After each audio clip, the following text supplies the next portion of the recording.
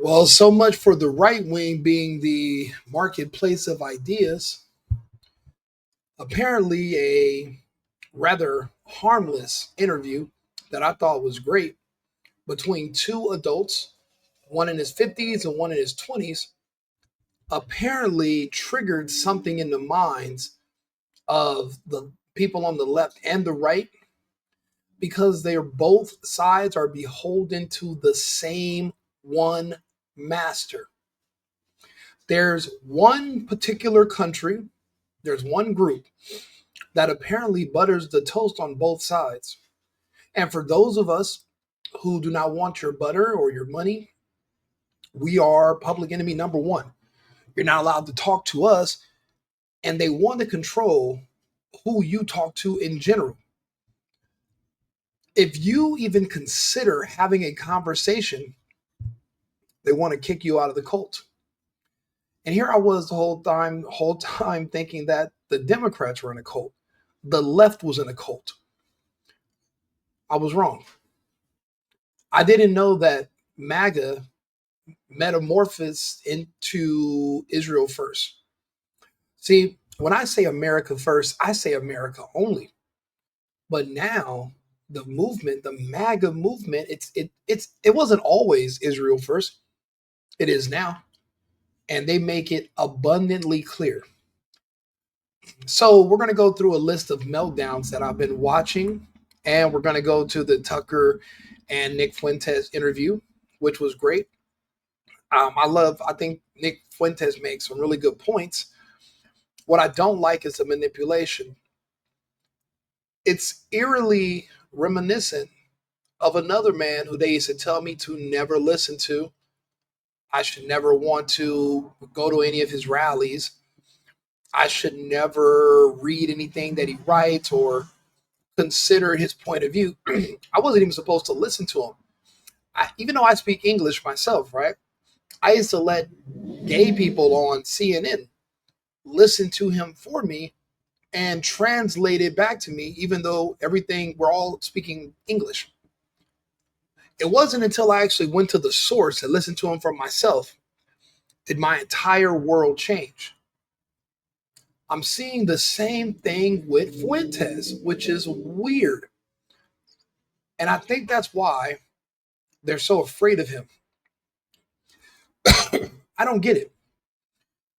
He's just talking to a camera. He's not attacking anyone. He's not hurting anyone. He has different opinions.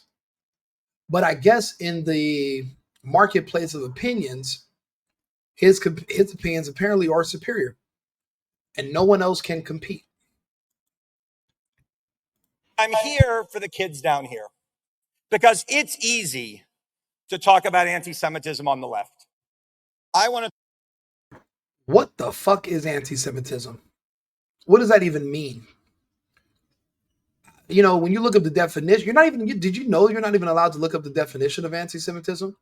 Because if you look up what a Semite is and you break it down, well, that's anti-Semitic if you break down what it is to be a Semite. So how can I be against an entire group of people that I've never met? I don't know all of them, and they're all not even the same. Even if you go to Israel, it's like 50-50. So when they use these terms, it's kind of like what black people do when they don't want you to listen to somebody they don't like. They tell you this person's a racist.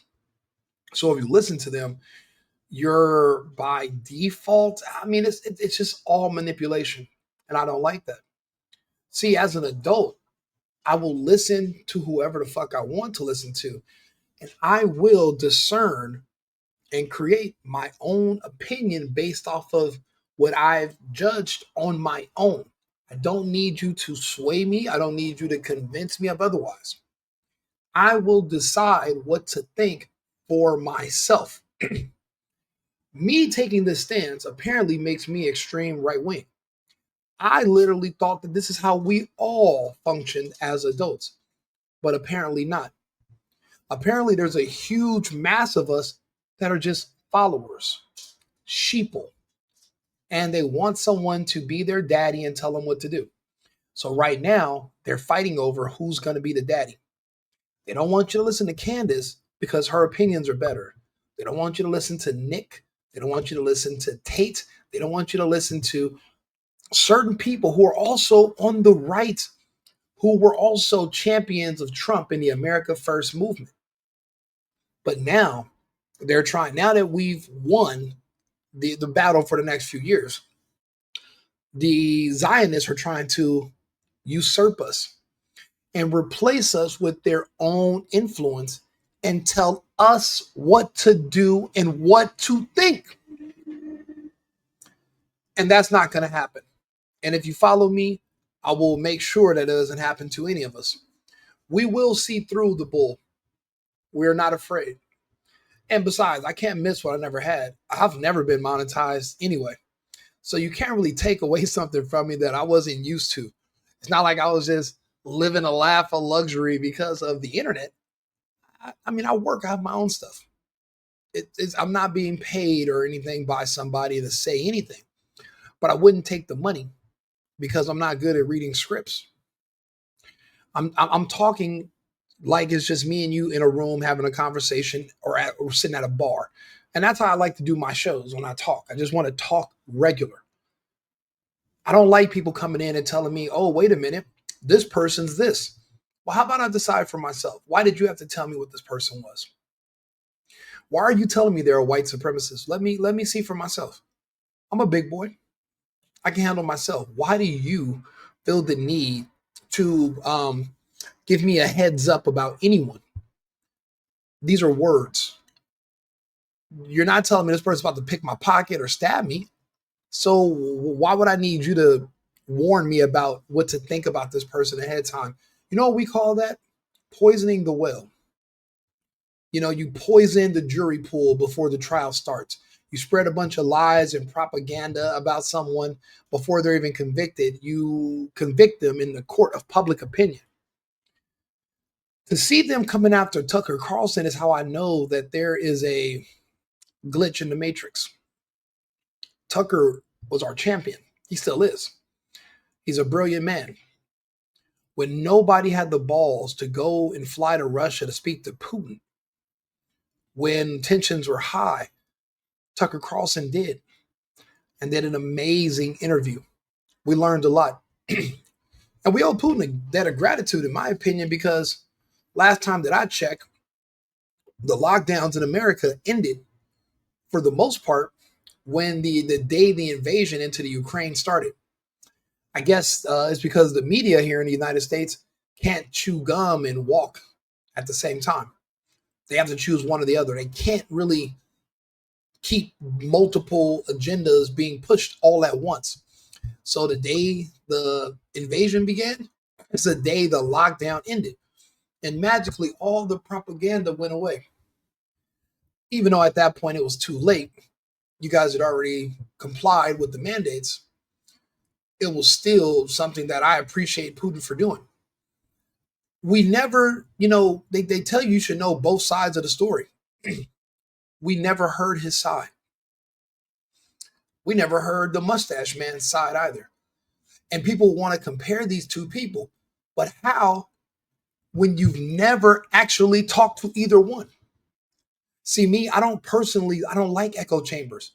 If I wanted to talk to myself, I'd go to a mental asylum.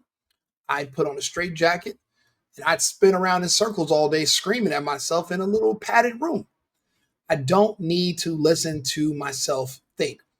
I want to hear other thoughts and opinions. Maybe these other people have points that we should hear.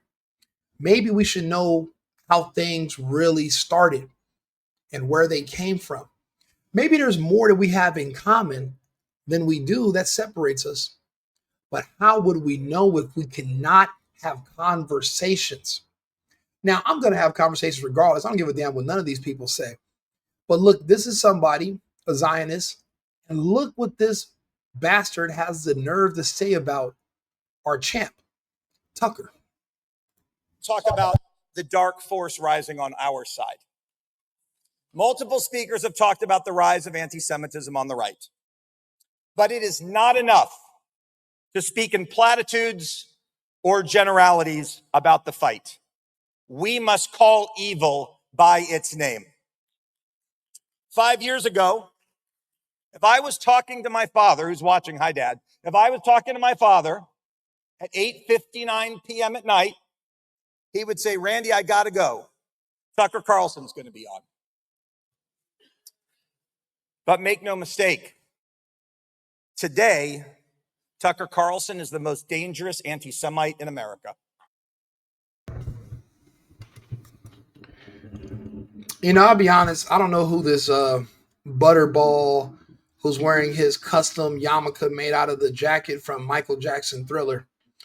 I'm not necessarily sure who he is, and I really don't give a fuck. But he can go to hell.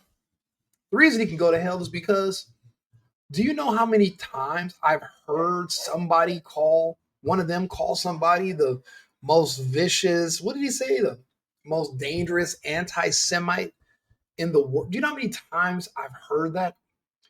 It doesn't mean anything anymore. It's over. These people are panicking. They know that we know what happened to Charlie. And they're doing everything they can to keep it covered, but they're not going to be able to forever. We know a lot more than we know one thing. They're not our greatest ally. They're not our friends. They despise us. They want us gone too. But we're useful idiots. Some of us. I'm listening to this guy and they all repeat and say the same things. But when I tell people that, in my opinion, because of the level of coordination between them, even though many of them don't even have direct contact with each other, it's as if they're a part of a hive mind. Like they're all a part of a central network, genetic, where it's on another level. Just the same way we don't understand how women, when they're around each other and their periods become in sync, there's another layer that connects people that we don't necessarily understand. And I think this one particular group, they've always had it. It's like there's something that connects them all, where they all have the same agenda and they repeat the exact same things. Let's go to the next one. Crowder. You know, and I used to be a big fan of Crowder. Now he's coming out against Tucker. He has something against Candace. It seems like Crowder is just trying to protect his job and his position because, again, he's a comedian and he might not have the range that it takes to compete in the marketplace of ideas against a Tucker or a Candace Owens or any other intellectual that just is curious and has questions. I don't think that Crowder can compete. And he comes off as extremely insecure about this. I mean, when I tell you the nerve of these people to come at somebody like Tucker, so he was one of our best and brightest until last month. Now all of a sudden he's like, it just when I see how fast these people turn on each other, I realize there's no loyalty between any of them. There's no loyalty. There's no consistency, and they'll stab you in the back in a heartbeat. That's why I can't respect them. Certain people that are like myself, I can ride with because our messaging is consistent. It doesn't change based on how much money we're going to get from somebody or if we're given permission, or I'm just going to base what I'm going to say off of the other 5 people next to me. I'm going to come up with my own ideas.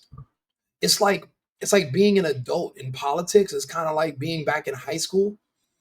You know, 3 people are the winners. Then you got the jocks over here. Then you got a couple of cool kids. And then everybody else is just a loser follower. And they just kind of do whatever somebody else tells them to do. They're so easily influenced. Is that what this is all about? Because you feel your influence is slipping? I don't know. You guys tell me. Let's see. Because like I said, he did the same thing to Candace. Let's listen to what he says about Tucker. Hey, is Tucker Carlson MAGA? And I think that's the wrong approach here. I think the real through line is, hey, we need to contrast truth versus falsehoods. And I think it's really important whenever you're covering these topics, and I mean, whichever side you line up with, don't use victim words. Disgusting, vile, offensive. Vermin. Yeah. They said it. Address the issue. And I think that it's a valid conversation to have. There's certainly some legitimate criticisms to make, but the approach from those reacting on the right, I think, is also pretty destructive. It's time for Claim Truth. Some of them I agree with on some issues personally, and I disagree with them on a whole lot. So I don't really have a home in this one, which kind of sucks, trying to call balls and strikes. But their argument is that the real problem right now is Tucker and his ilk are not MAGA. I see somebody with a sign said Tucker is not MAGA.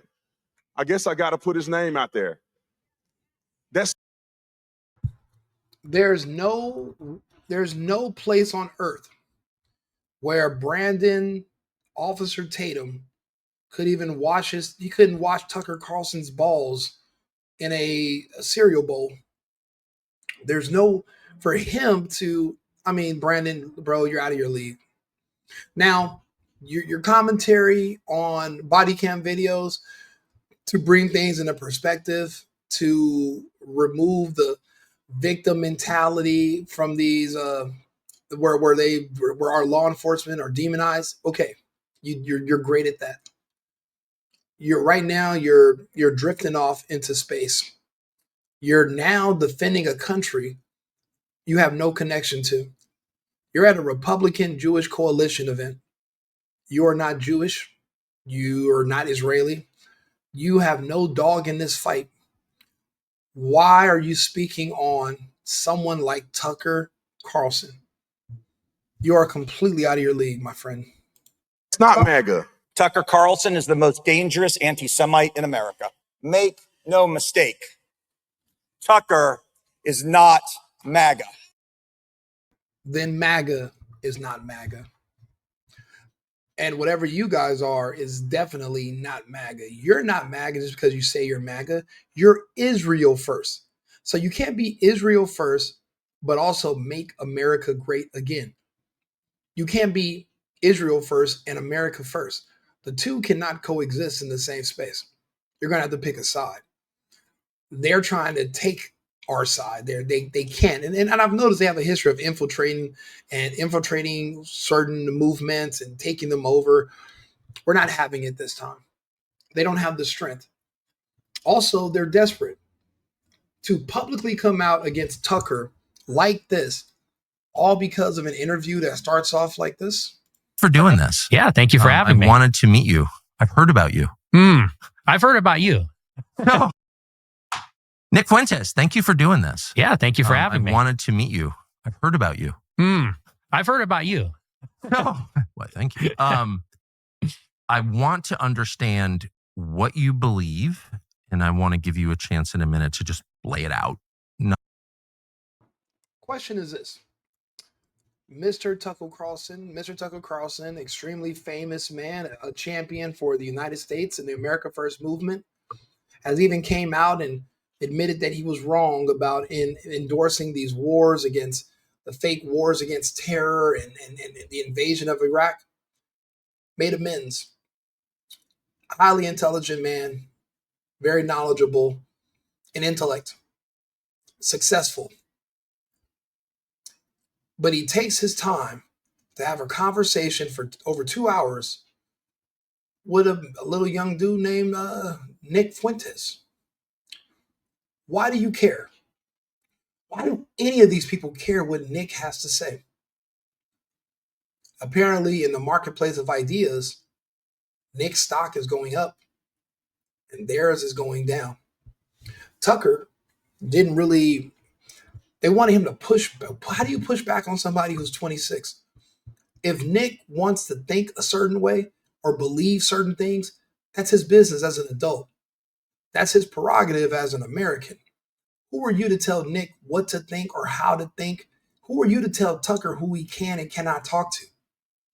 Man, I wish somebody would. I just went through something like this with one of my relatives.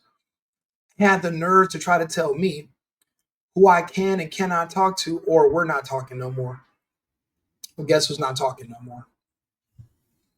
I for the life of me, I didn't even know, when did this even start where people kind of give you ultimatums and they threaten you if you don't do what they tell you? And since when did that ever work on anyone who had their own mind and was their own person? It's insane. I was listening to a Nick. I want to actually go through some of the parts of this Nick interview. There's a lot of things I think that parallel with myself. I wasn't a political person. I didn't want to have anything to do with any of this until it literally drugged me in because I lived in downtown Los Angeles when the lockdown started. And I had no idea it was coming. And I wasn't prepared. So because of that, I'm never going to be caught with my pants down again. So I pay attention to everything. I'm versed now, and I read and I learn on my own. And I'm realizing just how much is out here, all trying to convince me of what to believe and trying to also discourage me from deciding for myself what to believe. And I'm sure it's not just happening to me. I'm sure it's happening to you too. And that's why you find someone like myself to talk to. So you know you're not going crazy. I'm looking at the same thing and I've came to the same conclusions as you have. And this is what I'm saying. Not what you're pivoting against, which are a lot of the same thing. I agree with you on some of the things you're pivoting against for sure. But what do you affirmatively believe? So I just want to stand back and let you explain it. But first, I want to understand how you got to where you are, how you became Nick Fuentes. So this is my understanding of your life arc. And tell me if I'm wrong. You show up at Boston University. You grew up in a suburb of Chicago, kind of working class, western suburb. And you show up at Boston University in the fall of 2016 at the height of the battle between Trump and Hillary. It's like this kind of. So barely 9 years from this man's inception into joining any type of political anything, 9 years barely. And he's sitting on one of the largest platforms in the world with one of the most famous journalists in American history. You talk about a success story. This is success. The way you rate success is the difference between where you're from and where you're at. He's come a long way. People keep telling me, oh, he's a supremacist, but I'm not an idiot. For you to call someone else a supremacist, that means you must have an inferiority complex. You can't have one without the other. You can't say, oh, you're a white supremacist, unless that person you're saying, you make me feel inferior. So you're superior. I always think it's adorable when these people want to call somebody superior. I'm like, oh, that's cute. Calling somebody a supremacist is calling them superior. They don't realize that because they don't think for themselves. They repeat, they parrot what other people say, which is amazing because I'm starting to think like, how many actual people are there even alive? Is like 95% of the people around us NPCs with no brains, and it's literally just 5% of us fighting over how to influence the sheeple. Like, is that what's going on? And we're kind of filtering each other out? Because why isn't everybody asking these same questions, coming up with these same conclusions? It doesn't make sense. Pivot point in history, and you show up with a MAGA hat, and you have a Trump hat, and you have like basically off the shelf Republican views. Yes. And so describe what the views that you had then, and then describe what happened. Theologically agree with Trump at all, but he will destroy the liberal media, or at least their monopoly on thought and opinion. Yes. And then a breakthrough can occur. So that was kind of the first hump. And I said, I could get behind Trump because he's a winner. He'll win for our side. And that was kind of the first big thing. And then as I listened to him more and more, his speeches and his rhetoric, I started to think about immigration. Which you hadn't really considered before? Never. And the reason why is because I was from a 95% white suburb. So the diversity had not really reached my corner of Chicago yet. Me and my family, not so much my family, they grew up in the city, but growing up in the suburbs, I was insulated from that. So it was just not even, it's actually, you're going to love this. I don't know if I've ever even said this on an interview before. I was listening to Mark Levin's show. This goes to show how normie I was. Actually? I listen to him every day. You listen to Mark Levin every day? In high school, yes. Wow. I was a fan. I loved his show. And I actually liked how he was kind of obnoxious and mean to his callers. Yeah. Vicious. And I liked that. I thought that was funny. But I'll never forget one show. He goes live and he says, America's becoming a majority non-white country. Does anybody think that's a good idea? And I was thinking to myself, yeah, that actually doesn't sound so good. I didn't really even think that America's becoming majority minority like that. Wait, so you were radicalized on race by Mark Levin? Yes. Are you making that up? That's a real story. Amazing. Mm-hmm. He planted the seed at least. And then I saw a graphic on 4chan or Twitter, and I'm sure you've seen something similar. It said, this is...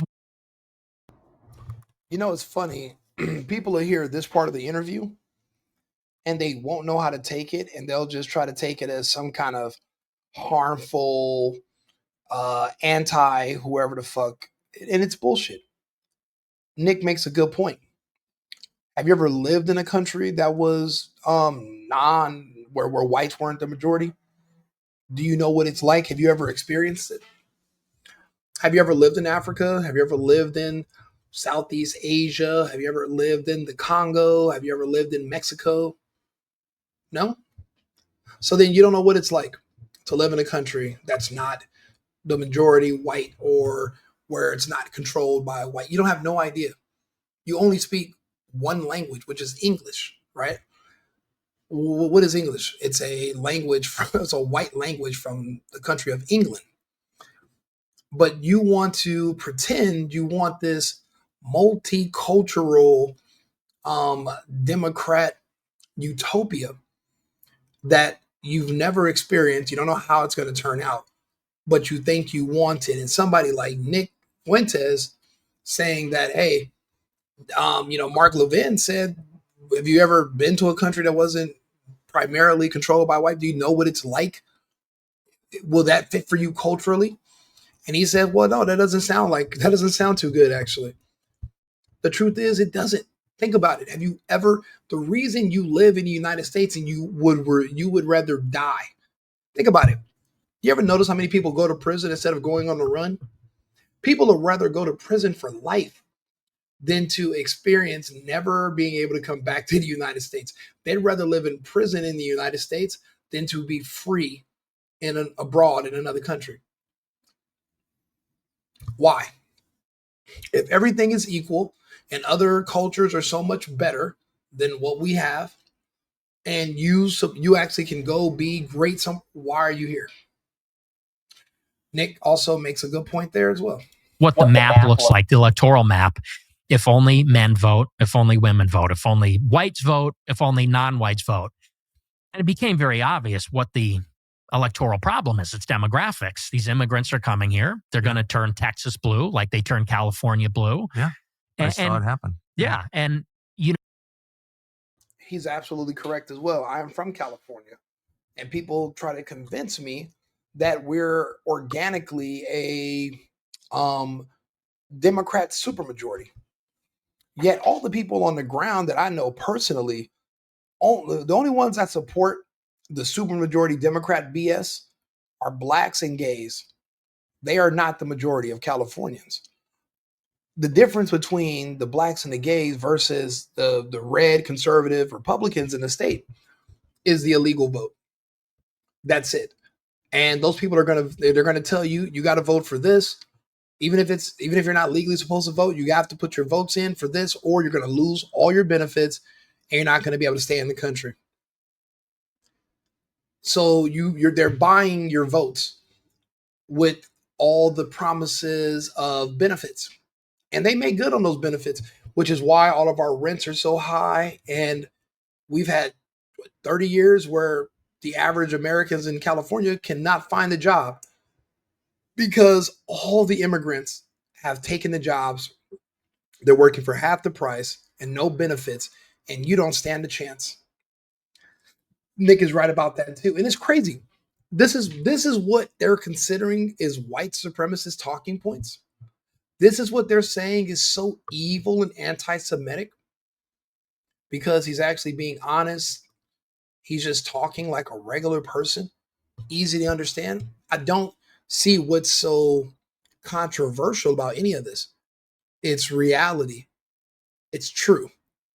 But you want him to lie? You want him to just go along to get along? That's not going to happen. All of us are not willing to do that. No, you look at even the opinion polls.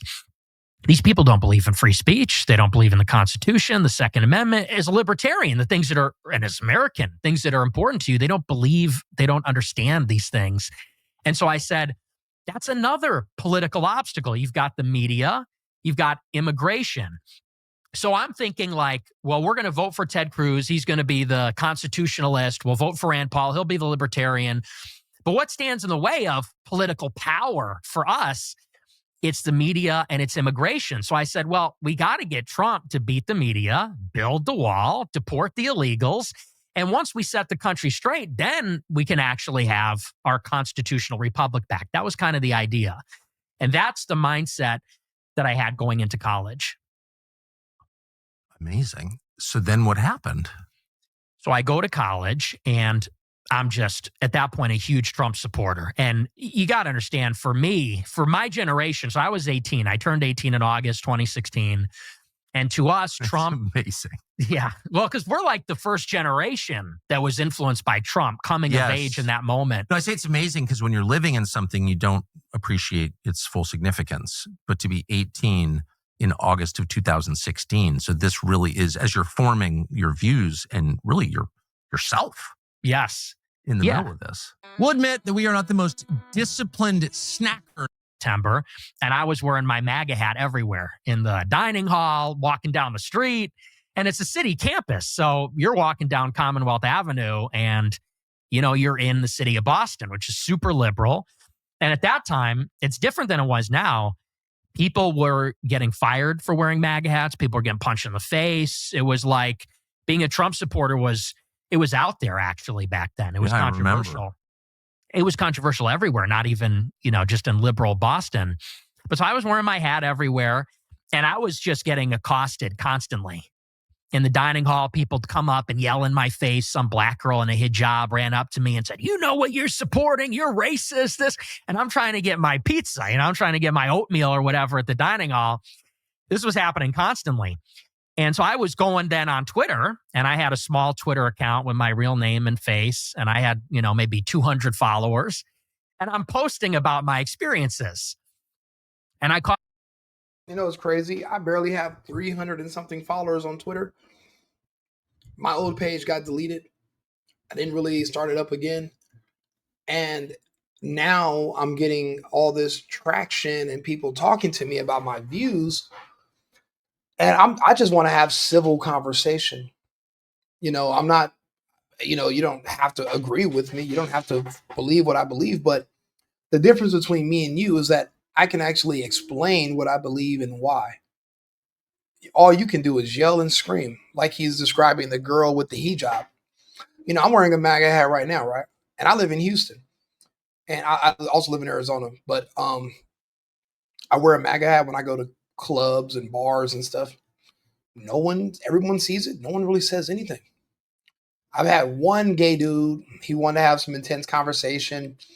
And his female friend was like, "Listen, I don't think he's like those other conservatives. I don't think he's a pacifist at all. So you might want to calm down." And she got him away from me, which was a good idea.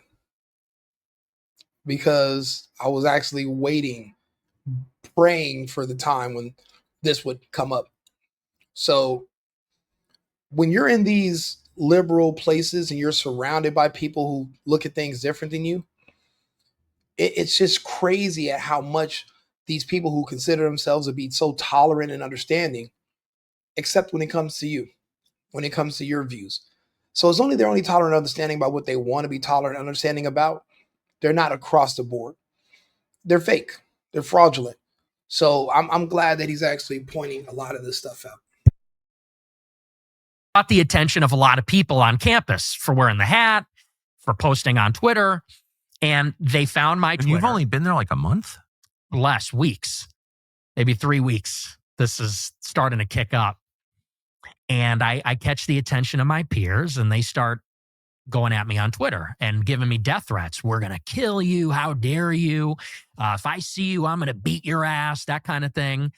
And this was my first experience with this. Now we're all kind of desensitized to it, but that was my first run-in with this intensity from the left. So I file a police report. I get real nervous. And, when you're a student, you can't really avoid other people. You're in a dorm room. Exactly. You're in the, so you're vulnerable. And anyway, long story. All because he wanted to support President Trump. And he wanted Trump to fight against the media and to just enforce our immigration laws that were already on the books. And people are threatening to want to kill you. Sick. Sure. So one of these guys from the campus libertarian group, Young Americans for Liberty, he reaches out to me and says, hey, I'm not going to say his name, but he goes, I go to a school in Boston. I'm from YAL. He said, and I'd like to set up a debate with you and one of these people that's been giving you a hard time on campus because they were doing a lot of events. He said, is that something you're interested in? I said, absolutely. And so he goes around and he asks some of the bigger people that are antagonizing me on Twitter, and everybody says no. And he goes, yeah, no one's going for it. I said, well, can you try again? Can you? And so he finds one guy, and it turns out to be the student body president of the whole university. Could be you. Yeah, the senior, this liberal douchebag progressive. And he's the student body president of the student government there. And so we set up the debate. It was about a week before the actual election. So I think it was end of October, beginning of November. And they hold it in this auditorium in the center of the campus, and like 300 people show up. So it turns into like this huge, and they're all liberal. They all hate my guts. They're heckling me the whole time. They're yelling at me. We do this debate about Trump versus Hillary. And so I'm there and I'm pro-Trump, and I say, I think Trump's going to win. And I'm straight up like ripping the Ben Shapiro talking points. I'm saying, it's got everything to do with culture and nothing to do with race, and diversity's a problem and all this. And I decisively win the debate. It's like not even close. The debate wraps up, and this girl who I think I had talked to her on Twitter once or twice comes running up to the stage after the debate, and it's Cassie Dillon. And at this time, she's a fellow at Daily Wire, Ben Shapiro's company. And like I said, I barely knew her. And she comes running up and she says, oh my gosh, I live streamed this debate on Periscope on Twitter. She said, and 30,000 people watched it, and you have like 5 job offers. You did incredible. I said, wow, I don't know what to say. That's great. She goes, you're 18 years old. Yes. So it's like happening very quickly for me, And she goes, do you want to do a post-game interview after the debate? I said, sure. And so she asked me about how I thought the debate went and what my views are and things like that. And, very normal stuff. And then at the end, she says, I just got back from doing study abroad in Israel. She goes, and it was amazing. Would you ever take a trip to Israel? And I said, no, I think I got everything I need right here in America. And that's a perfect fucking answer. What the hell would I need to go to Israel for if I'm an American and I'm fighting and risking my life pushing the America First agenda? Why would I want to go to Israel, which obviously my country is beholden to? It wouldn't make sense. The beautiful part of me being able to start a YouTube channel is that some of my audience are people, and these are people that have been sending me questions about Nick Fuentes, and they want to get my opinion. Instead of me just giving you my opinion, how about I just show you who he is? This is the longest. If you're watching this video, whenever I post it, or if you're watching it live right now, this is the most most people have ever heard him speak, because they've never taken the time to listen, because he's called a racist, anti-Semite, a white supremacist. He's like a 5'5", 26-year-old guy from Boston, but lives in Chicago, from Chicago. He's not threatening. He's just a person, but he has ideas. And apparently he scares the living shit out of all of these older, established people. I mean, people he's never met in real life, people he's never done anything to, are literally coming out and doing whole interviews about why he can't even talk to him. Look, this is Tatum right here, another one. Netanyahu went to the White House and met with Donald Trump. Let me just explain this real quick. This is why Tucker and the rest of them are cowards to me. They love to talk about Netanyahu, but they're too cowardice to call out Donald Trump. If Netanyahu is committing a genocide and a war criminal, and Donald Trump is having him at the White House negotiating peace with him, what does that make Donald Trump? Like Tucker said, it makes Donald Trump a person who's negotiating peace. What do you mean? What does it make him? Trump is not the president of Israel. Trump is not the president of Gaza or Palestine. That isn't even his responsibility. But because he's a human and he believes in life, he doesn't want to see people keep dying. He did his best to try to mitigate the losses in the Ukraine. The Ukrainians didn't want to do that. So he had to just let them go and do their own thing. He tried to mitigate the losses in Gaza by negotiating a peace deal.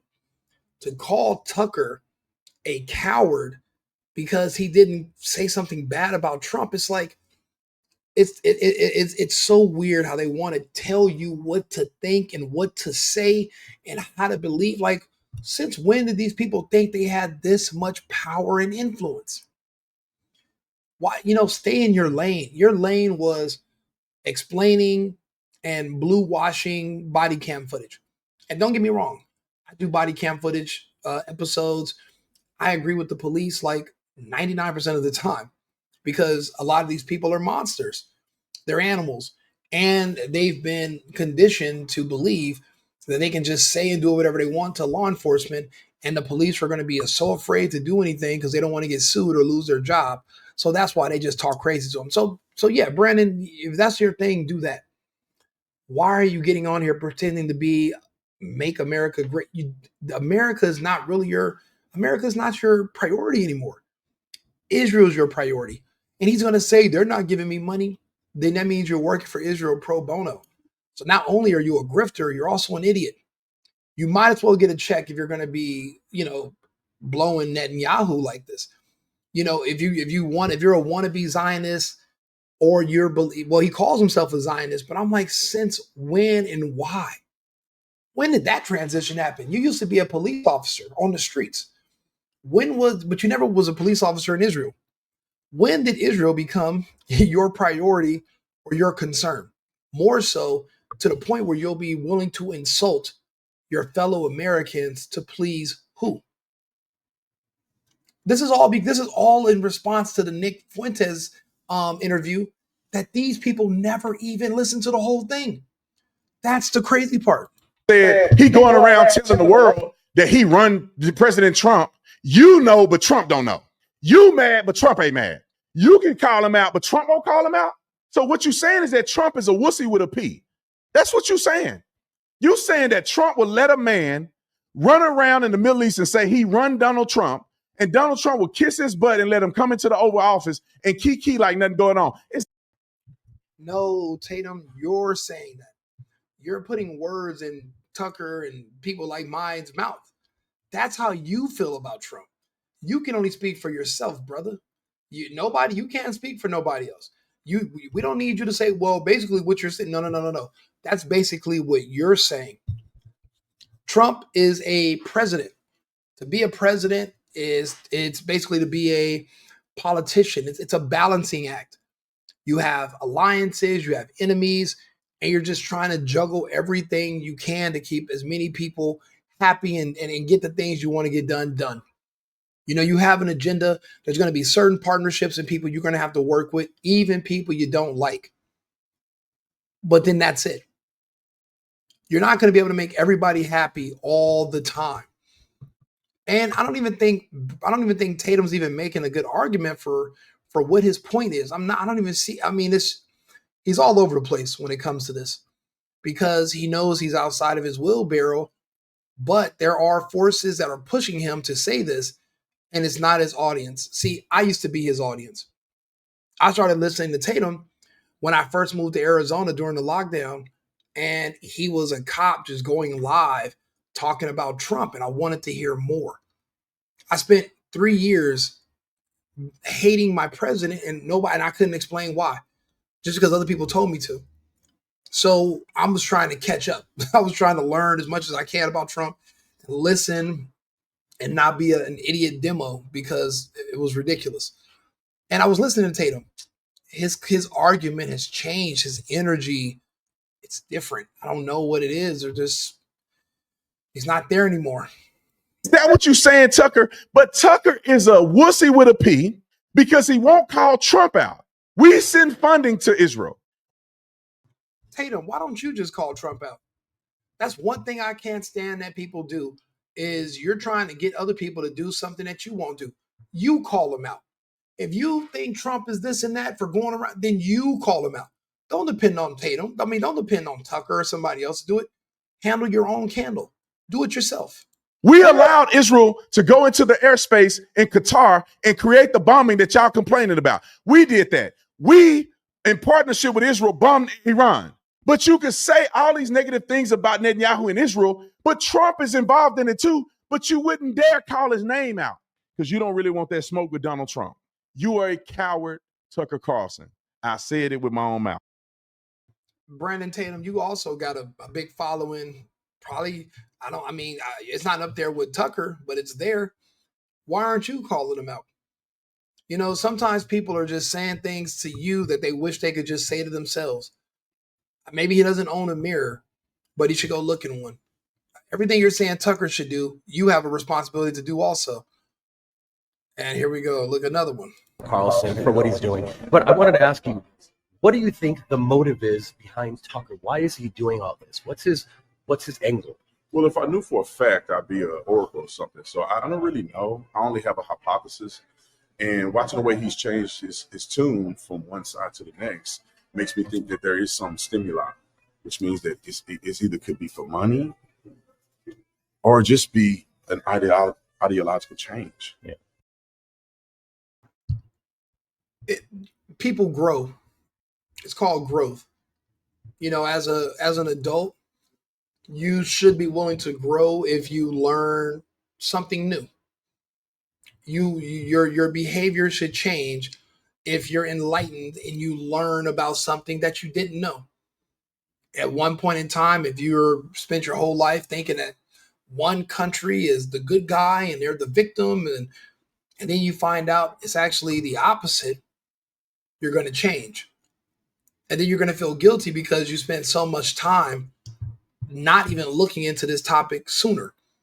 So what you do is you go hard because you kind of want to make up for lost time, because you feel like maybe you did a disservice. Maybe there are people who have suffered because of your views. Maybe other people could have made better informed decisions, people who trust you. Someone like Tucker Carlson is influential. He could have influenced the right people to make certain decisions. And maybe he feels guilty about not doing it sooner. I know he felt guilty about supporting the war in Iraq. Now that he's understanding what was the genesis of the war in Iraq and other war in the Middle East and all these other issues, now he's making up for it. I can see Tatum having a aha moment like this in about 3 or 4 years. Tatum's too new to this. He's too young. And Tatum is not necessarily a, what do you call someone that's I wouldn't say he's like, the smartest guy. He wasn't necessarily very curious about these topics. And I guess right now they're all trying to get him to turn against Tucker because no one else is dumb enough to do something so ridiculous. Because why are there multiple videos of Tatum and having something to say about Tucker? They're two different wheelbarrows. Who are you to come at Tucker? It doesn't make any sense. But I'm noticing a pattern. Think about it. They sent Letitia James, Fannie Willis, Alvin Bragg after Trump. 3 black people that embarrassed themselves.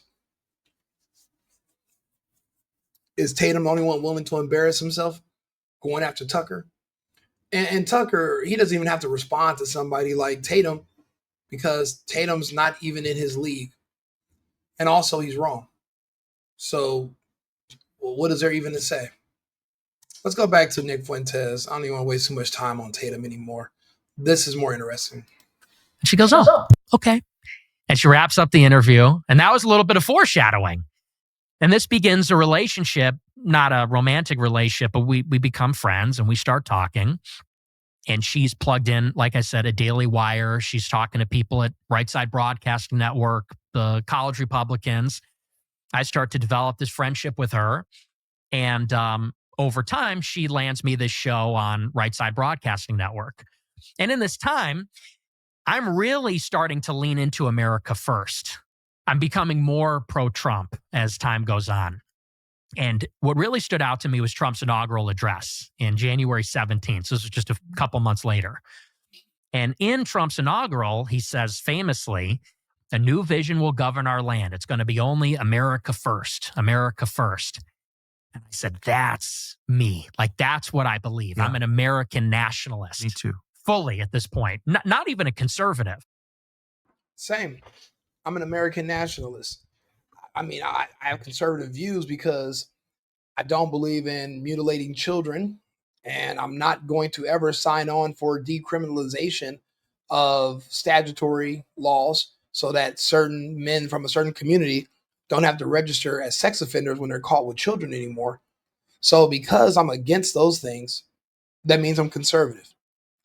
And the fact that I'm against this one particular country that kind of runs most of our government, that have penetrated our cabinets the same way the WEF said they have, this country has, because I'm not against them, that means that pushes me further to the right, because not just because I'm against them, but just because I question them.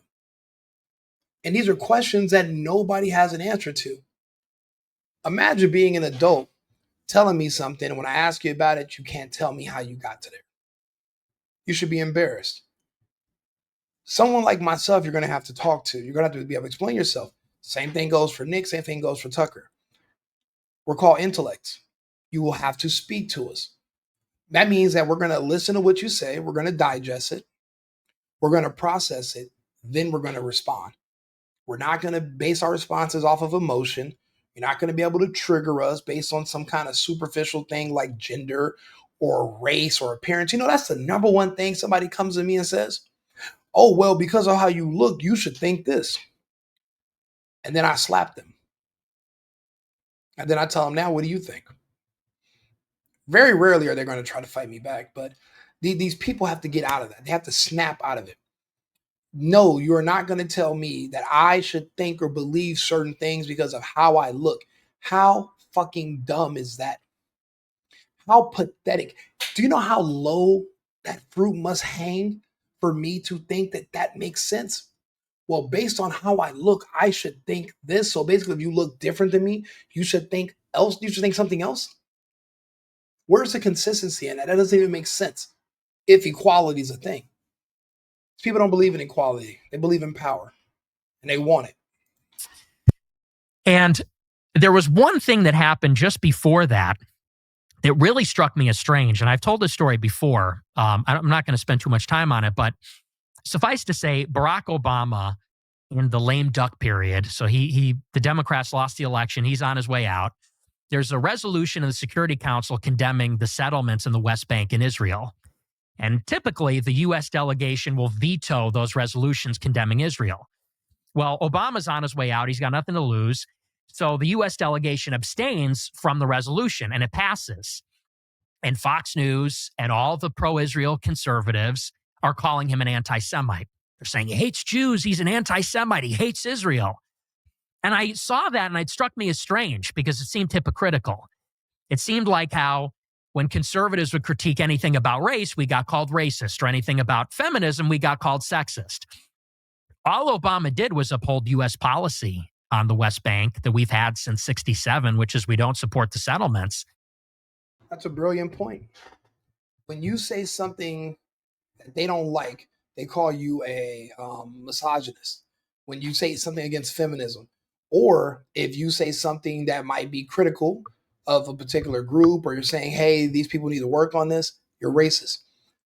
But because he abstained from even voting, because you don't do what they want you to do, now you're an anti-Semite.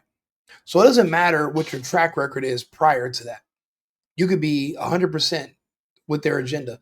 You step out of line one time, you do one thing they don't like, and they crucify you. That means these people never really liked you in the first place. They were just using you.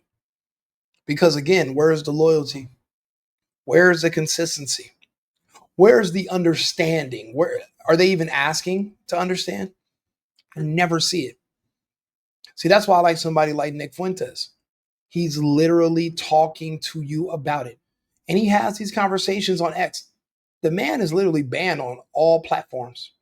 You can't really see him anywhere. For a while, he was banned from flying just because he spoke out against one country. They had him on a no-fly list. Can you believe that? But we're supposed to believe we're free. No, there's only one country that's trying to encroach on our freedoms. And when I say that, I mean they're trying to pass laws that circumvent our First Amendment so that if you speak out against this country, that's hate speech. And even my good governor of Texas, Greg Abbott, is literally guilty. DeSantis is guilty of trying to push these laws against anti-Semitic speech, like this bullshit. I am an American. I can say fuck whatever country I want to. People don't have to like it, though. People could not want to work with me because I say those things, or they have a right to leave me alone, but I have a right to say it without being criminally charged. They're trying to change that. All because of this one country. But we're not supposed to notice this and say, hey, there's something very weird with that. Well, why the exception to the rule? And no one can explain. I said, how is it anti-Semitic to just be consistent on our U.S. foreign policy? Like I said, which is a Republican-Democrat consensus. And I got attacked for this. I wrote a big article about this. I tweeted about it. I tweeted to Ben Shapiro. I said, I've never seen anything on the Daily Wire that's actually critical of Israel. And he quote tweets me. And you never will, because Ben Shapiro and the Daily Wire, turns out, are both Israel first. America, I don't even know if we're second. I don't even know if we're in the top 5, to be honest with you, when it comes to the Daily Wire.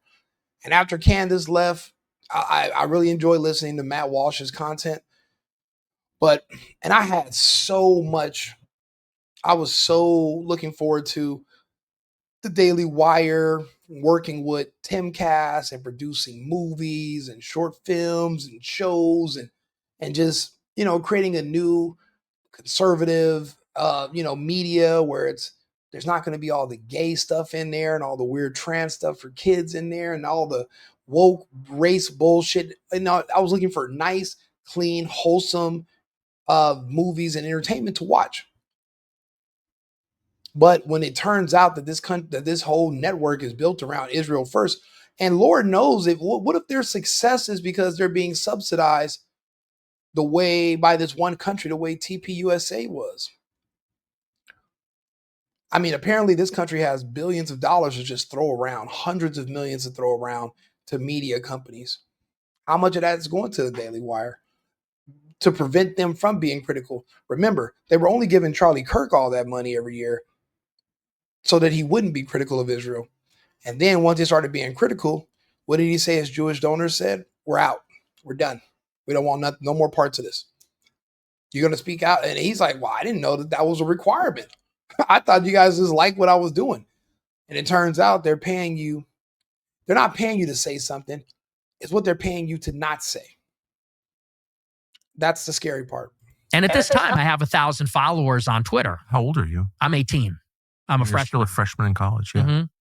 And this is even before I started my show. And I don't know, I probably got 100 likes on this tweet. It wasn't a viral tweet. He quote tweets me and says, to accuse a Jew of dual loyalty is the surest sign of anti-Semitism.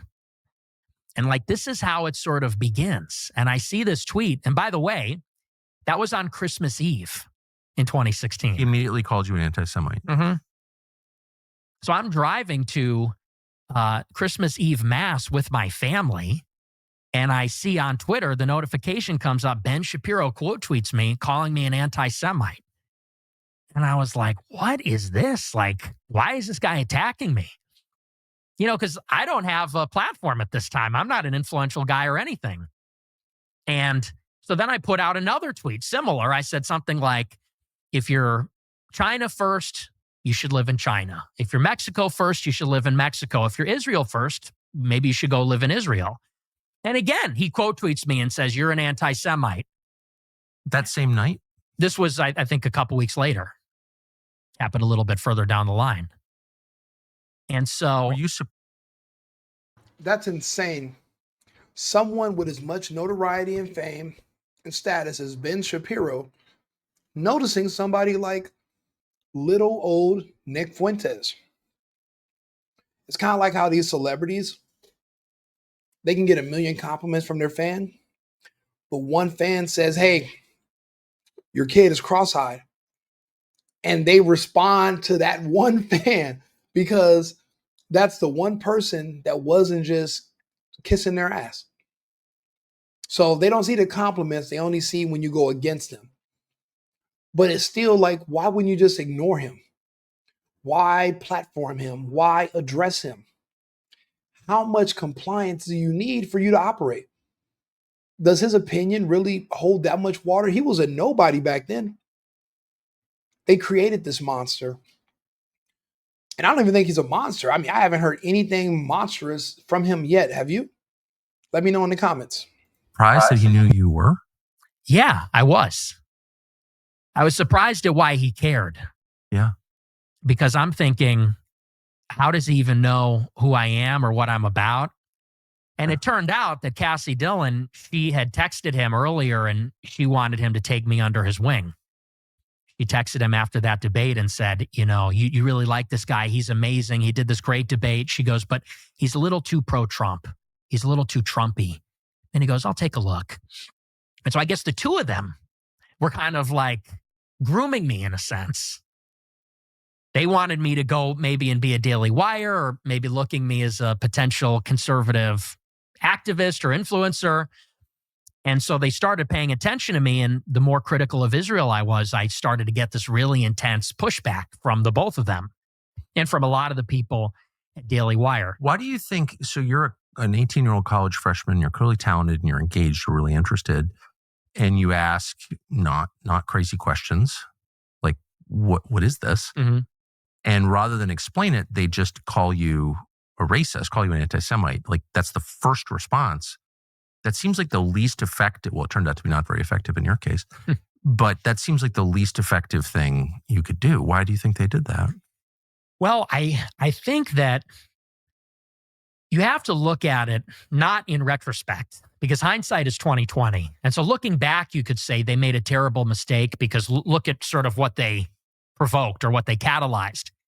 But at that time, you got to consider I'm 18 with no following, with no network. I'm coming from the suburbs of Chicago. My parents didn't go to college. I have no connections. And so for them, it was very easy that if they detected that a promising young guy was going to become anti-Israel in the conservative movement, they could crush that person easily and grind them under the heel. So they sort of were alerted, oh, there's a precocious young guy that isn't on board with Israel. We'll keep an eye on him. And if he gets too vocal or popular, we'll cut him down. We'll crush him. Because at this time, as you know, in 2017, it's a very different time. 2016, 17, Yeah. Any criticism or dissent on the subject was a death sentence. You became radioactive, unhireable, blacklisted. And that's exactly what happened.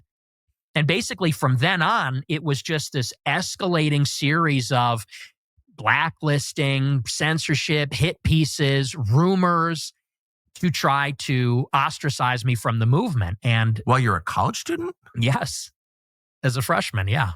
Most coffee companies sell weakness, watered down drinks from faceless corporations. Why do we give Israel all this money? $3.8 billion per year? What is that for? And they would say, well, you know, there's a really good answer for that, but you're asking it in the wrong way. You're asking it in an anti-Semitic way. I'd say, I'm asking for the proof. You know, what's the argument there? What does that even mean? How are you asking a question in an anti-Semitic way? It's all just manipulation to control you, to control what you say, how you think, and to groom you into knowing your boundaries and staying within them, staying in your place. This is incredible. This is happening to so many of us across all platforms, but it's happening to certain people in their individual lives because they do see a certain people as having a potential to kind of just burst out. And the influence that they have over the 95% of NPCs, their influence can be challenged because somebody else can come in that's more influential that might pull away some of those people. Maybe might pull away all of them. All of these people were probably just America first too, and they got swindled into being Israel first, and they're looking for a way out. But they still want to stay together with the group. You know, there's a lot of warmth in the cult. People don't want to leave it. But when you see that there's somebody else that might take your mask from you, you want to crush them. But it doesn't seem like they're really that good at that anymore. See, I don't think they saw that they failed with Nick. They knew they had no chance with Charlie, and we see what they did to him. And so first it was the sort of, hey man, could you kind of tone it down? Maybe just don't bring that up so much. But I was persistent because at this time I was genuinely inquisitive. I wanted to know, is there an actual reason? And I was actually expecting that there was a really good reason for all of it. And the more that I read, the more that I dug into the subject, the more I found out there's a lot of these neocon Jewish types behind the Iraq war. There's the foreign aid complex, which is really unique. There's AIPAC, which is this intense foreign lobby where it's bipartisan. It seems to be the only thing that the parties can agree on. And so it just made me burn more with curiosity. So I just kept asking them. And eventually they said, you know what? We're not going to talk to you anymore. And these are my friends. I met them, went to Christmas parties with them. And all of them one day said, you're done. We're blocking you. We're never going to speak to you again. We're never going to have you on our show. And I said, wow, like this seems like inhuman. I'm struck by how impersonal this is. Like here, I thought we're friends. We're all conservatives. Maybe we disagree on one issue. Now I'm being canceled by the right. So I was shocked by this. When was this? This was February or March 2017. So you're still a freshman in college? Yes. Are you even paying attention to college at this point? No, not at all. And my grades started to suffer because I was just really focused on this. So that's pretty young to get canceled and pretty young to have friendships destroyed over politics. Like that's usually, like decades down the line. Right. What did you do? Well, I just became more emboldened. And so I took this story on my show. At this time, I was on RSBN and I had this show, which I named after the inaugural. It's called America First. And I would kind of subtly bring up the Israel topic and say, this is something you're not allowed to talk about. This seems like an apparent contradiction. It's a big problem. And they escalated their attacks. Cassie Dillon would call my boss, who she was friends with, at RSBN every day for weeks, saying, you'll never believe what Nick said on his show tonight. It's so racist. It's so bad. You got to take him off the air. It's going to make you look bad. And I would then get word from my boss, Joe Seals. He was the founder at Right Side. And he would call me up and say, I don't know what has gotten into Cassie. I thought you guys were friends, but she is calling me every day hysterically, demanding that I fire you. And I was like, wow. So it just keeps getting worse. It starts with this, they're very weird about the subject. Then they don't want to talk to me. Then they're trying to get me fired. And I'm thinking, okay, so clearly what I'm asking about, there's some truth there that they don't want. I should have asked you this earlier, did anyone during the course of, pre-cancelization say to you, here are the reasons? You're not asking the question correctly, but there are reasons that our foreign aid to Israel is so high. And here's what they are. They did, but in a very general and vague way. As you know, it's never specific. They would say things like, well, they're our partner in the Middle East. They're a democracy in the Middle East. Just as very vague. It's rhetorical. And I read The Israel Lobby by Mearsheimer and Stephen Walt, and they break it down very succinctly that there's no real strategic benefit. Actually, there's strategic liability. Eastern Mediterranean is not a strategically important region. The intelligence that Israel provides is not useful. Actually, it's detrimental because they frequently lie. The technology we give them, they pass along to the Chinese, which was a big scandal. So I would give them all this and say, yeah, that's not adding up. And they would say, yeah, well, you really just can't talk about that. Your friend said that to you? Yes. Wow. Okay, so what happened to your job? The Right Side Broadcasting gig? Eventually I got fired. I got kicked out. Why? Because one of these clips that Cassie Dillon had a problem with, she ran it up the flagpole. She took it to Media Matters, actually, which is a left-wing outfit. They're like a cancel mill. And wait, the Daily Wire person took it to Media Matters? Yes. Are you sure? I'm 99% sure.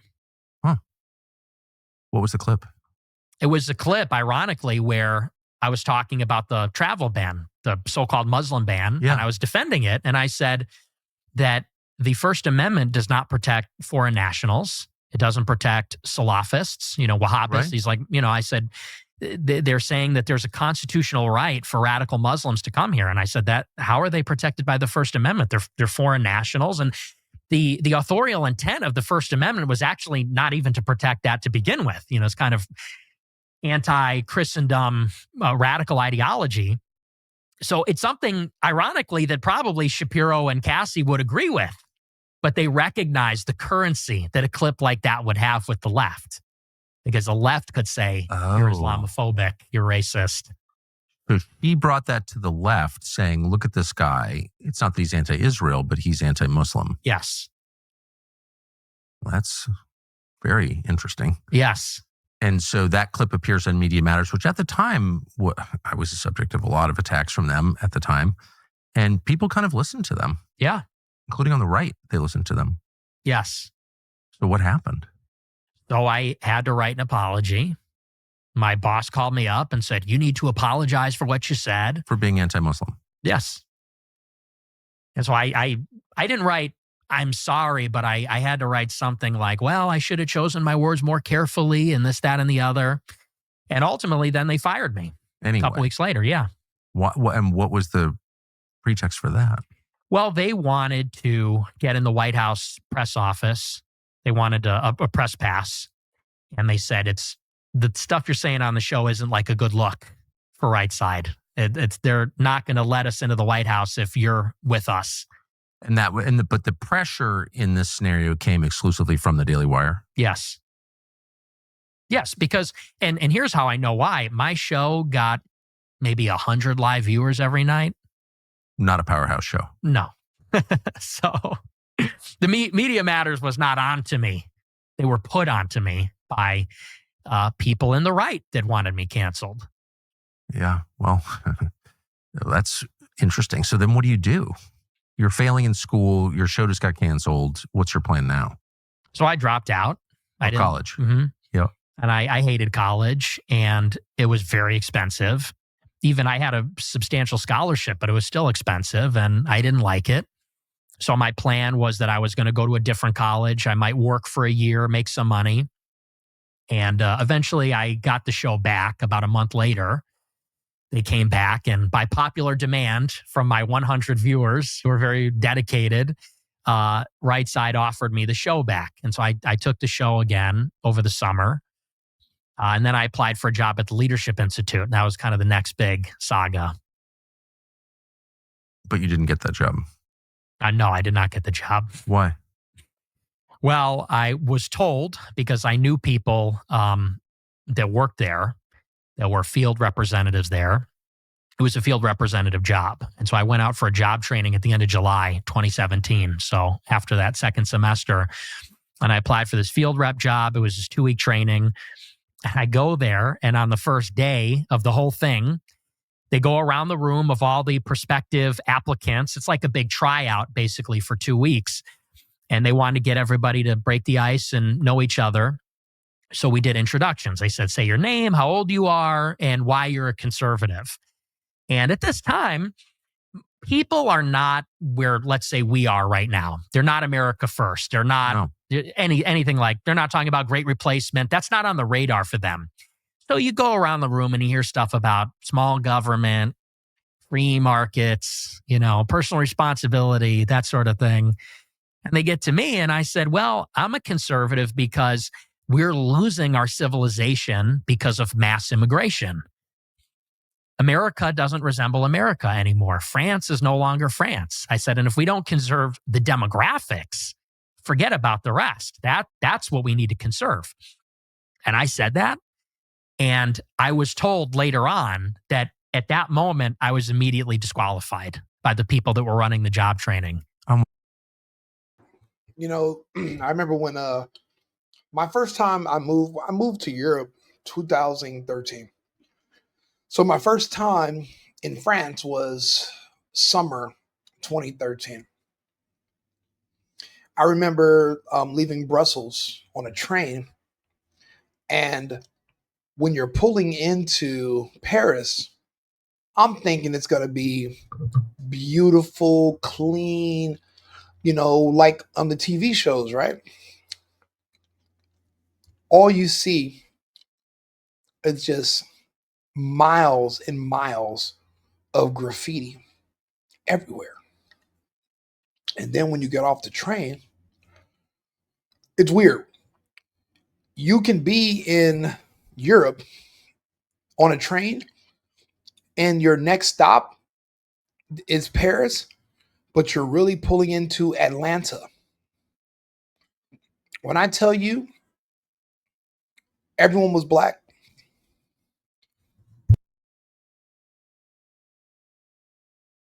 I mean everybody. Even when I went to a cafe, there was like a little Chinatown area when I first moved to France.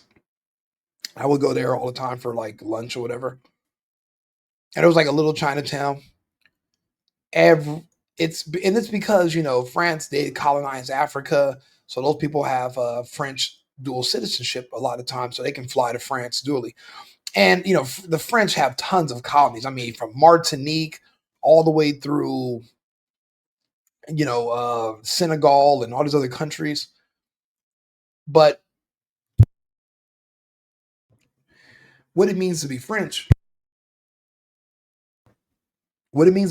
is lost. It's gone.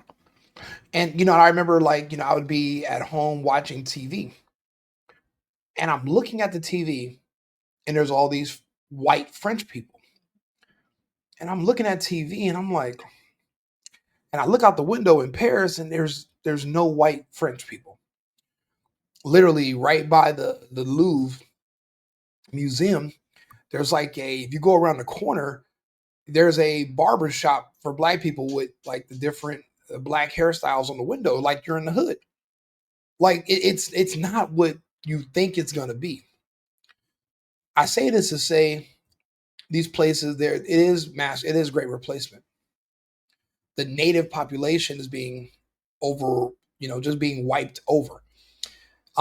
They tried to do it in Germany with the Turkish, and it's happening. It's just not happening as fast. As far as Sweden goes and Scandinavian countries, Amsterdam, Rotterdam, Finland, they already had treaties with countries like Kenya and other countries in Africa because they were at a 0% birth rate in the 90s. So if you don't have a population, then you don't have a government, you don't have a tax base, and these are socialist countries. So people have to work to pay into those socialist programs. So they were paying for people in India and Africa to move to these countries. So and that's why when you go to Sweden, same thing. And I would literally ask people when I'm living there in Europe, I would speak to everybody, just ask so what happened? When did this start? And I would ask these questions. And whenever I would come back to the States, I would have these conversations. No one wanted to have them. Nobody. They wanted me to I'm not the kind of person you can tell to shut up in real life. So they would just try to send messages to get me blocked if I want to bring up these conversations. No one wanted to talk to me about it because it's actually happening. It's the truth. This is actually what's going on. And that's why I'm America First, is because we're losing America, not just to immigration, but also we're losing it to Israel. we're literally just going to become one of their puppet states. The same way other countries are our puppet states, we're going to be their puppet state. And I don't know how this story ends. I don't see a light at the end of the tunnel the way things are going. So what we're doing is we're pushing back, talking about it, and hopefully things will change. But now they're fighting against us on the right itself. They're fighting against us, which is going to create a problem because now this is an uphill battle. And if it's strength in numbers, now we're divided in half, which is a huge issue. Huge. What grounds? They said that was too far right. That was too extreme. Worrying about who lives in your country is far right? Apparently. When we started this show, we were looking for a very specific sponsor that Meriwether Farms makes. They are made fresh. So where does that leave you ideologically? Like, how are you changing at this point? So at this point, I'm realizing that something is deeply wrong here in the conservative movement because we were led to believe in those days of the campus culture wars and Gamergate and all that is that we're the marketplace of ideas and we're about free speech and the rest of it. And here I am being like nuked from orbit by Ben Shapiro as a kid. And for asking what I thought were reasonable questions, because I didn't come from some strange background. I come from a normal home. You know, my parents are Catholic. They're married. We came from a relatively affluent suburb. I went to Lyons Township. That's like a very affluent high school. In other words, I didn't wake up as like the son of, William Luther Pierce. I wasn't like a skinhead or something. You know, I was like a normal guy that was like, yeah, like country's too diverse. We're too pro-Israel. Like this is reasonable. And I was just getting sandbagged for it and blacklisted. And what's more, nobody cared. Like, because I remember going on Twitter and saying like, why isn't anyone sticking up for me? Where's Dave Rubin? The free speech warrior. Where's he on this one? Where's Shapiro? Where's all these people? And in some way, they were all sort of complicit in this. So I realized that the conservative movement was completely bankrupt in that way. Yeah. Well, and I became very radical. Well, you became, let me just say, I'm so familiar with, I was much older when it happened to me and much more insulated. I was not a college student. I was like 45. So, and I was in a much better place to withstand the pressure. But I do think this is my main question to you is when you get attacked, when people call you names, like they always called me racist. And I would always think to myself, I'm actually not. I would tell you if I was racist. I'm a little sexist, but I'm not racist. And I never understood why they did that. And then I thought maybe the point is to make me racist. Where you just get to a point where you're like, well, if you're going to slander me, then I'll just become the thing you're calling me. I do think that's a feature of human nature, don't you? Mm-hmm. And if you stare too intently at the accusers, at the, whatever Ben Shapiro's or Mark Levin's or Ted Cruz or whoever it is calling you names, it like distorts you and you actually change and become what they say you are. Have you thought that ever? Are you worried that happened to you? No, I don't think it ever did because I know who I am. I had a very firm grounding of what I'm about, which is that I was deeply Catholic, and I still am, deeply patriotic and pro-American. And I don't consider myself temperamentally to be an angry or a hateful person. So I never, in other words, lost my center. They say this thing about you look into the abyss and the abyss stares back into you. That never really happened to me. I was frustrated. I was frustrated because I felt like I was being denied a level playing field, opportunity, and it wasn't fair. I felt like I was right. And these people that were basically hypocrites, grifters, not really conservative, they were controlling the conversation and as a consequence, they were controlling the Republican movement. And I really perceive this as like an urgent crisis. Because if we wanted Trump to deliver America first, to realize it, the Trump movement had to transform the conservative movement to reflect the victory that Trump won. So, I won't keep torturing you with biographical questions, but I do want to so how your show gets canceled. You drop out of college, you have no money, you decide you want to work at the Leadership Institute, which is like a conservative. You're one of those people. One of the reasons I wanted to meet you is you're one of those people who is defined by clips. Yes. And I'm one of those people also. Yes. Right? So I get it. So I'm going to just shut up and you tell me what you actually believe. Yeah. Well, and listen, I mean, and I appreciate you saying that because that's just a reality of the media environment we're in. So I don't expect you to know all my views, but I mean, as far as the Jews are concerned, I think that, like I said, you cannot actually divorce Israel and the neocons and all of those things that you talk about from Jewishness, ethnicity, religion, identity. And let me give you like a perfect example. So you say on your show that we need to treat Israel like any other country. And I sort of understand that in principle because Israel is another foreign country. Yeah. But Israel is unlike every other country in the sense that because the Jewish people are in a diaspora all over the world, there are significant numbers of Jews in Europe, but also in the United States. And because of their unique heritage and story, which is that they're a stateless people, they're unassimilable, they resist assimilation for thousands of years. And I think that's a good thing. And now they have this territory in Israel. There's a deep religious affection for the state. It's bound up in their identity, the story of the Exodus from Egypt, the promise of the land, all these things. So let's say in the United States, for example, somebody like a Sheldon Adelson, he's not Israeli. Is he an ideological neocon? Does he believe in the promise of democratic globalism? I don't think necessarily. His heart is in Israel. And it's because he is a proud Jewish person. And I guess what I'm saying is that if you are a Jewish person in America, you're sort of, and again, it's not because they're born, but it's sort of a rational self-interest politically to say, I'm a minority. I'm a religious ethnic minority. This is not really my home. My ancestral home is in Israel. There's like a natural affinity that Jews have for Israel. And I would say on top of that, for the international Jewish community. They're extremely organized. And many of them are critical of Israel or Israel's current government or the project of Israel.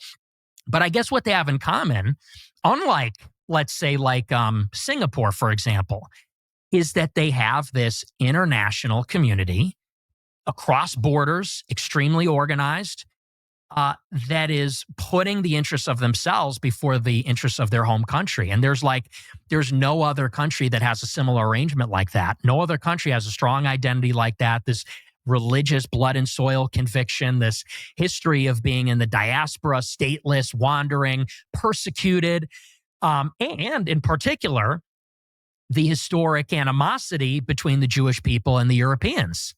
They hate the Romans because the Romans destroyed the temple. That's why Eric Weinstein goes to the Arch of Titus and gives it the finger and takes a picture.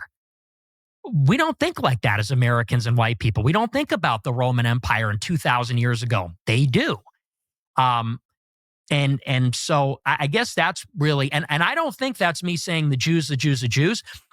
I don't think that's me being hateful. I don't think that's me being collectivist. I think that's understanding that identity politics, whether you love it or hate it, whatever you feel about it, it's a reality that we live in a world of Jews and Christians, of whites and blacks. These identities mean something to us and they mean things to each other, and we can't sort of wish them away. And it feels like white people and Christians are the only ones that do that. There's no question about that, your last point, for sure. One of the reasons they do that is because they've been taught to hate themselves, of course, since the Second World War. Another reason is, however, the reality of a multi-ethnic country requires you to sort of set aside community or group interests in favor of corporate interests, universal interests, national interests. And you have to do that or else it doesn't work. And so, I agree those attitudes. I mean, certainly in other parts of the world, people think this way, but you can't have that here. And so it's just important to remind everybody that, things may be generally true, but again, they're not always true. And there are people who strongly disagree. And by the way, in the specific case of Israel, there are a ton of Orthodox who I know who are opposed to the state of Israel. They're more Jewish than Dave Rubin, a lot more. And yet they oppose it. Jeff Sachs is like the most a wonderful man, who's Jewish, the most articulate kind of critic of the state of Israel that I'm aware of. So like, I don't know, that's just meaningful. You can't, if everything is inherited, then there's no hope for the continuation of America. Mm-hmm.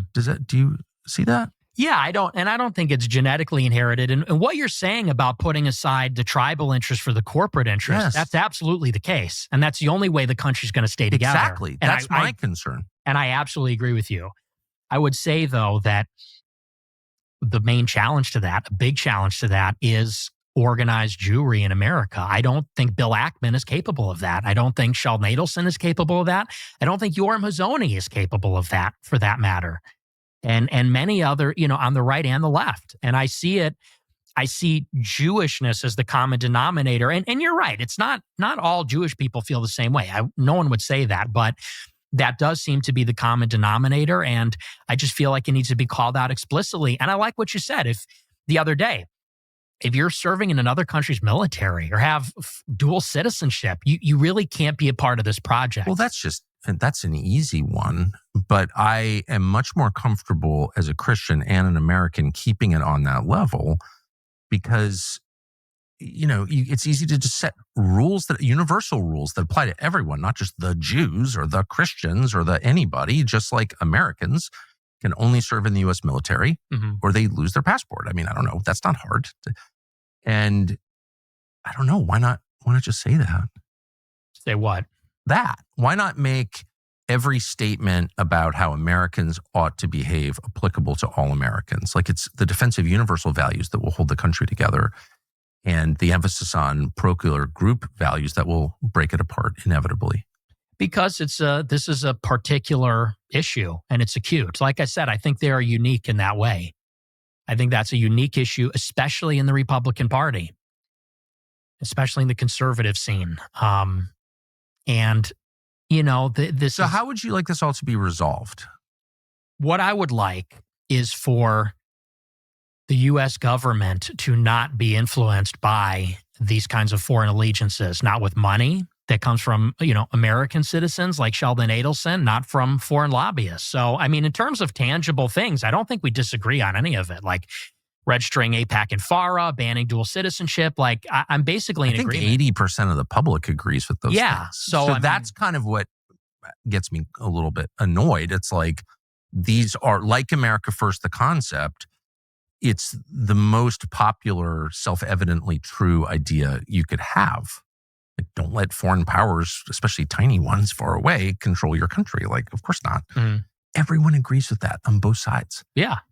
So the trick is not to let that idea get subverted. Does that make sense? Yeah, and I think we agree on that. But it's subverted when they're like, that's hate. No, that's hate. It's not hate. Yeah. Well, and here's what I will say. I think that there is increasingly a contingent, because what you're talking about exists. When you say that there are people that legitimately detract from this, there is legitimate racial hatred out there. Big time. And it's growing. And I know. People on our side are afraid to talk about it because they know, like you said, they're going to get called a cuck or a squish or whatever. And I agree with you. The people that are detracting from that need to be called out. And I think there should be no harbor for cruelty, hatred, prejudice, those kinds of things. And some of them, I'm sorry to be a conspiracy nut. I really try not to be a conspiracy nut because it's embarrassing, But after January 6th and just finding out the number of FBI personnel in the crowd, it's like, and I've just seen this. David Duke is a great example. Some of these are the Charlottesville rally. Yeah. Had a bunch of feds there being like, we're white supremacists. We hate the blacks, using the N-word, whatever. It's like, that's not real. Like there is some of that going on. Don't you think? I think that there's a lot of sincere people. Well, for sure. Oh, I completely agree. And they're just numbskulls. And some of them are legitimately, they see the opening that there's legitimate critique of this. And they see an opening to air out their grievances. They get a license they think it's okay now. And I do think it's important to differentiate and say that fundamentally, I guess the word that I would use, I've been thinking about this a lot lately, is reassurance. Because I think there's a legitimate, need to reassure people. And this is kind of what I've been doing on these podcasts, that we don't want to harm anybody. We don't want to kill anybody. We don't want to harm anybody. Right. We just want to put America first. And I guess, you know, to the extent that I've been taken out of context over the years or things like that, I'm trying to set the record straight and say, you know, and I appreciate you've given me this opportunity. These are my real views. I'm not one of those haters, let's say. Yeah. Well, we're going to come back with part 2 of this interview. I just wanted to let him just speak, just him talk. What has he said that was wrong or hateful or evil, or what did he say that made you feel insecure or inferior? What did he say that hurt your feelings? This is why they didn't want you to listen to this interview. This is why they're all condemning Tucker Carlson, because if you listen to him, then you'll find out that it's kind of like how it was with Trump.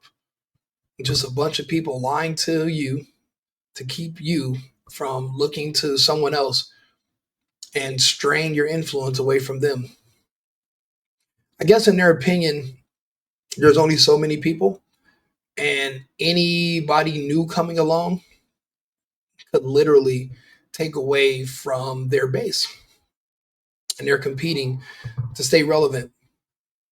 But the sun doesn't shine forever.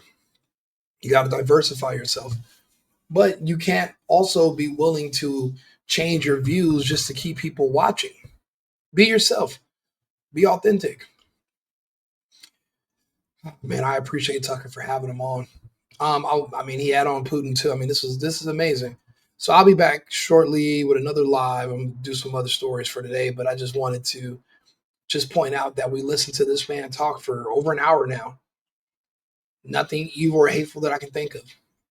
Nothing that I saw. Tell me what you think in the comments. Like and subscribe. Share the video. I'll be back with another topic in a little bit. Thank you very much.